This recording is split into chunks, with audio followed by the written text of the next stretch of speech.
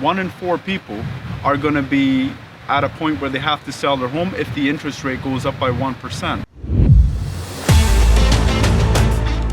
Hey guys, it's me, it's Tony Johal. So here's something that I've noticed recently that I hadn't noticed before, which certainly because it wasn't as apparent as what it is now, but now it's becoming a bit more commonplace. A home may have listed for sale in February, and it may have sold a week later in February, and it may have had a closing date for April 30th. All of a sudden, that same house is now on the market in June.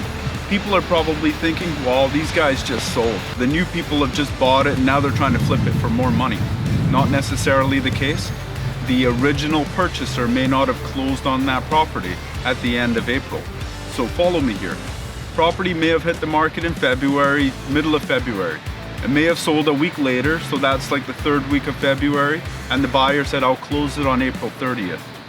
Around maybe the 2nd week, 3rd week of April, maybe an appraisal came in, and it came in maybe a couple of $100,000 short than what the buyer had committed to paying. Now the buyer is responsible for paying that difference. The buyer may not have that money, so now on closing, the buyer may ask for an extension for maybe another month while they try to get that money together. Now here we are at the end of May, and the buyer still cannot close. They don't have the money. Now the seller will pursue legal damages later, but in the meantime, they have to try to resell the house. So we've noticed a lot more of those coming up on the market. I can think of 2 off the top of my head that I've come across in the last 2 days.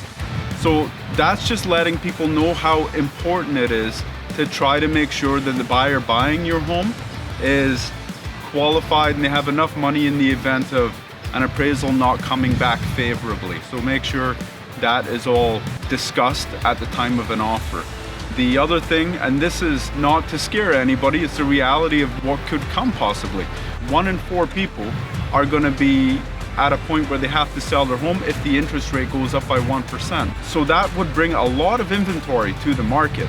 Not trying to scare anybody, I'm just trying to tell you right now, if it's time to tighten up those belt buckles and kind of scale back on some of the spending and start saving for that rainy day if it ever appears.